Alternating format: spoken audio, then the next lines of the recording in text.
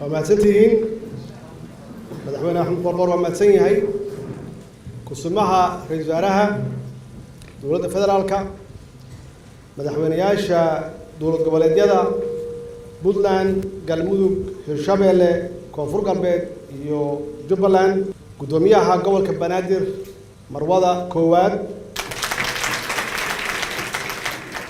قولها وزير هذا هير فدرال يو هير دولة قبلات تلياشا عيدا كقلب كسيدة مرتي شرفتها هل كان نقل سوق بكشيء وحنكون سلام إسلامك السلام عليكم ورحمة الله وبركاته إلهي ما محله وعاوة هل كان نوسو تقليه إنا سوي معنه وأنا وقف قال له كل كان مناسبة عن كحرينه شركي كسب بلاوي دوسمريب لما يستركي سنة عن هل كان كسو خطني كسو قبلني شلي وأها هبك يا حنانك دورشة لوج جلايو لبعض كون يلباتن يلبعض كون يلباتن يكو وعن ربا إن أمة العليو فرصة أن نوقف إليستو إن هل كان محكى أركا هو يدي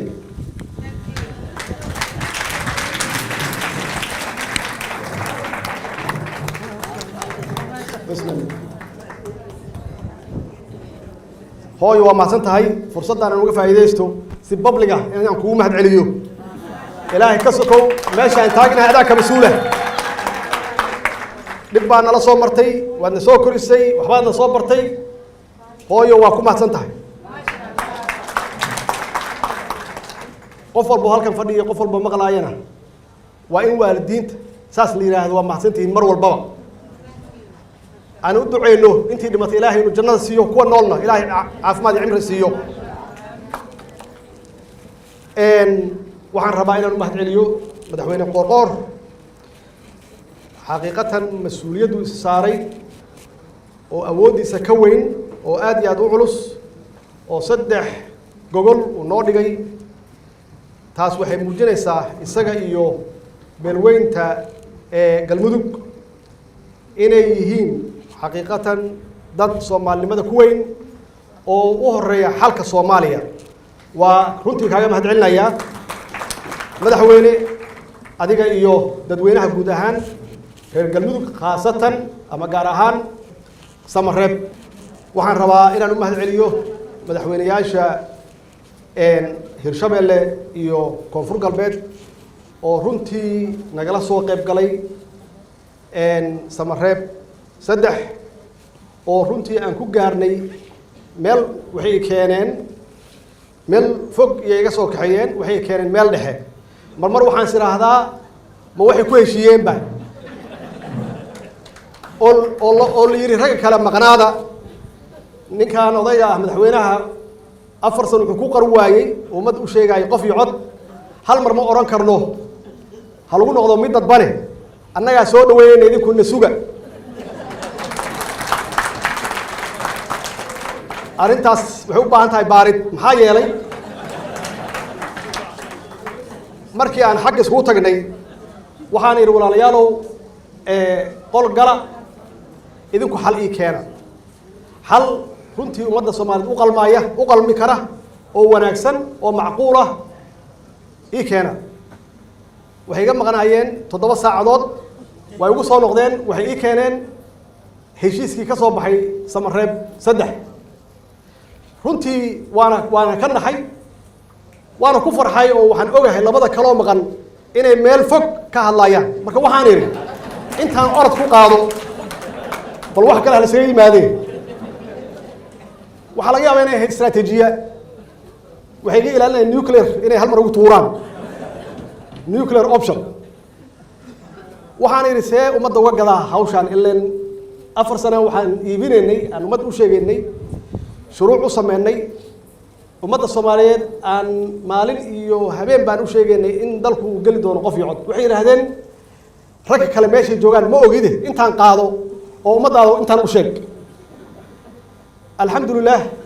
wixiina dhex marayna ummadda waa u sheegay waxayna ilaahay ummaddu inay intaas ku qanceen hadda marka imaanshaha halkan ay yimaadeen sidoo kale aan sameeyay waxaan iri qoltaga shantiina fariista ii keena wax ummadda Soomaaliyeed ay ku qanacdo oo sharci iyo dastuur ku dhisan aniga raggaan moodaa inay la socdeen iyaga ugu horeeyaba taasa waxay u abuurtay shaki u baahan in la baaro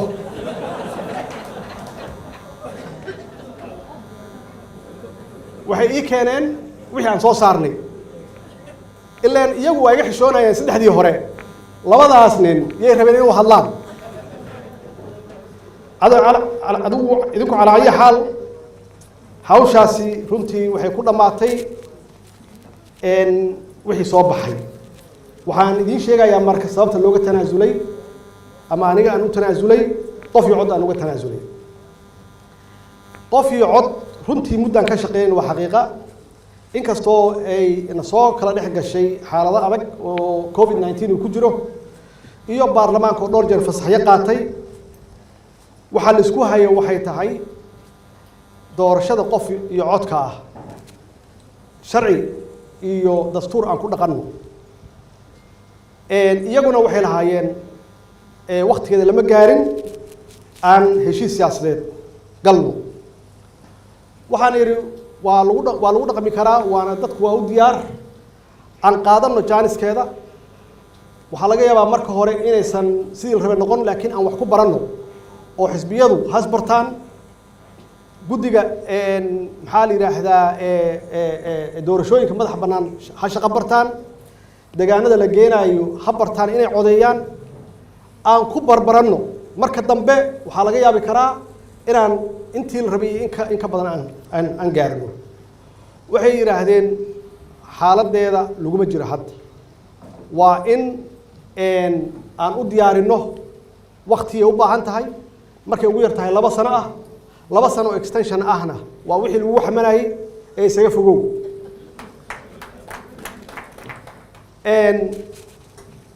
anigu waxaan ku taagnaa sharciga in la ilaaliyo iyo dastuurka oo aan u haysano maxaa la yiraahdaa legislation sharci baarlamaan ka soo baxay oo aan nagu wada saxiixnay iyo dastuurka iyo guddiga doorashada oo intaasoo sano loo tababarayay hawsha inay qabtaan arrintaasi runtii waa nagu fogaatay waa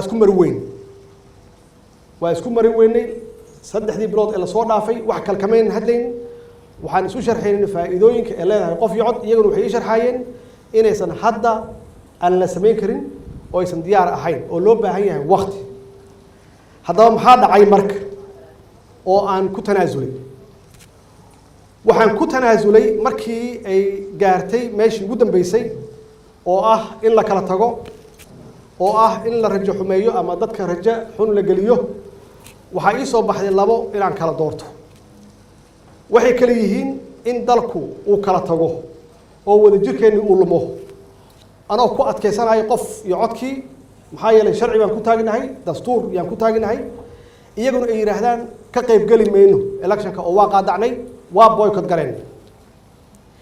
macnaheedu waxay tahay Somaliland de awal bay gaar u taagneed markaana inaan waayo labadooda kaliya ma ahayn shantoodaba waa isla socdeen aan idin sheegay runtii waxay soo baxday marka aniga shaqada la ii idmaday aan u dhaartay oo la ii doortay inay tahay inaan dalka marka ugu horeysa isku hayo inaan ilaaliyo wadajirka iyo midnimada ummadda Soomaaliyeed markaasaa dowladnimo iyo doorasho laga hadli karaa laakiin haddii dowlad goboleedyadii qaar ay leeyihiin annagu ma galayno maxaan ka shaqeynay waxaan ka shaqeynay kala qaybin yaan ka shaqeynay tan labaad oo aan u tanaasulay waxay tahay shisheeye inuu soo faragashado uu soo farageliyo inaan annagu waxayna ha xumaato ha samaato annagu aan gaarno go'aankeeda mas-uuliyaddeedana aan qaadanno laakiin marnaba shisheeye inuusan soo dhexgelin uusan sukaa ay soo jijeedin taasna inaan ka fogaanno waxay ii keentay marka inaan qaato tanaasulka marka maxaa yeelay inaan dalka isku hayaa muhiim ah marka ugu horeysa uusan kala tegin waana runtii waxyaabihii muddooyinkii lasoo dhaafay culayskii dalkan saarnaa yay ahayd dalkan in la kala fogeeyo dadkiisa la isku diro shisheeye uu ku dhex jiro dhibaato laga dhex abuuro xaqiiqatan waxaana ka shaqaynayay dalal shisheeye iyo shakhsiyaad dana gaara leh ha ahaadaan Soomaali ama ha ahaadaan shisheeye oo xaqiiqo ah muddooyinkii aan soo marnay intay rabta ha ahaato ummadda Soomaaliyeed ma aha wax ka yimid wixii dhibaato ah oo ka dhex dhacay waxay ahayd wax kor looga keenay dalalkaas aan sheegayana danay leeyihiin waxay tahay annagu in aan isku mashquulsannahay xasilooni darro siyaasadeed ee na haysato dagaallo dhexdeena ay ka socdaan shabaab maalin walba ay ummadooda waalahooda ay qarxinayaan ee leynayaan annagiina xasilooni darro siyaasadeed ee na dhex taallo intaas hadday jirto dalalkaasi dhaqaale ahaan siyaasad ahaan iyo security iyo ciidan ahaan waa nooga hormarayaan waana nooga tegayaan sababta waxay tahay intaan dhib ku jirno xasilooni darro aan ku jirno beesha caalamku waa nala joogayaan dhaqaalaha sheegaysaan oo intooda badan aanan arag waa isticmaalayaan dhaqaalahaas kullina waxay soo marayaan dalalkaas soo marayaan dalalkaas markay soo maraana waxay isticmaalayaan bunuugtooda bangiyadooda waxay abuurayaan shaqooyin canshuuray ka qaadayaan ama fiisiya ka qaadayaan dhaqaalahaas yimid oo dalalkaas ku soo hormaray shaqo abuuray u tahay dadka u shaqeeya maxaan ku raahdaa NGO-yada dhanna waxay degan yihiin meelahaas degan yihiin guriye ka gateen ama guriye ka degan yihiin ama hoteelada ka degan yihiin lacagahaas haddaan xasilanno waa joogsanayaan saas darteed dalalkaasi dan uguma jirto inaan anagu isfahmno oo aan heshiino oo Soomaaliya degto waxay ku waayayaan billions of dollars ay ku waayayaan saas darteed haddii aysan iyaga toos ugu jirin waa ku faraxsan yihiin inaan haysanno haddaysan iyagu toos ugu jirin siyaasad ahaanna waa sidaas marka annagu aan dhibaataysannahay waa inaan u tagno iyagii oo aan weydiisano inayna heshiisiiyaan inay adduunka tusaan Soomaaliya inay ka sarreeyaan ka fiican yihiin ay ku dhex jiraan oo ay heshiisiinayaan inay tusaan marka intaasna waxay ku helayaan leverage iyo ku helayaan adduunka ay uga helayaan ciidan iyo security waa sidaas in annagu aan tabar darannahay oo badaheenii maxaan ku raahdaa kalluunka laga xadaya maalin walba ama qashinka lagu daadinayo ama xuduudaheena ayna difaacan karin waa qayb ka mid ah haddii stability aysan jirin dhaqaale ma jiro siyaasad ma jirto ciidanna ma jirto intaasna waxaa aan uga bixi karnaa annagoo isu tunaasulna yaan uga bixi karnaa taas yaa ii caddaatay marka aniga in aan ogolaado shisheeye inayna soo dhex galaan in xaaladihii aan ku jirnay oo xasilooni darrada ahayd inaan ku jirno in marba meelna looga yeero oo la isku dayo in nala heshiisiiyo hadda annagaaba heshiin karnaba intaan nala soo dhexgelin hasugu kay tagaan dhib ma laha laakiin waxaan u shaqeynaa maslaxadda shacabka Soomaaliyeed iyo ummadda Soomaaliyeed iyaguna runtii daacad iyo ka tahay wanaag iyo runtii maxaan ku raahdaa in dalkan hore loo mariyo runtii daacad iyo ka tahay laakiin waa la kala fikrad duwan yahay waana normal wax caadi ah weyn la kala fikrad duwanaado marka waxaan idin sheegi inaan nala qaadataan maxaa yeelay waa waxaan u aragnay inay tahay dan hadda birrina aan u diyaar garowno road map aan u samaysanno oo aysan jirin meel laga soo noqdo hadduu ilaah yiraahdo qof iyo cod 2024 hadduu ilaah yiraahdo laakiin laga bilaabo maalinta electionkan uu dhamaado cidii ilaahay u sakhiro ama cidii ilaahay ku guuleeyaba ay la bilaabaan hawshaas la bilaabaan road mapkaas waa loo baahan yahay in mar dambe marmarsiyo aan la gelin